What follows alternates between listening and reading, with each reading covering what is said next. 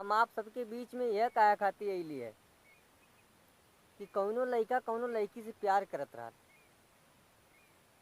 रहल भाई, बहुत फ़ोन उन से बतियावे, लेकिन एक दिन मुलाकात करे बोलौले, कहले हे करेजा आ जी है।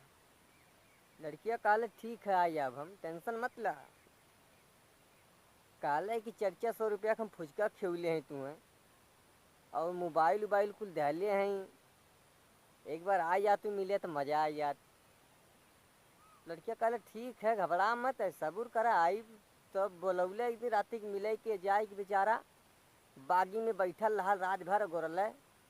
खेतारी में इतनी बेर पानी बरसता है, जानता है हवा लोगन, और रतिया पानी बरसल भीज गया बेचारा गोरत गोरत, लेकिन आइल ना। तो सुना का कहले, रतिया बोलौली भैया मलवा ना आइल,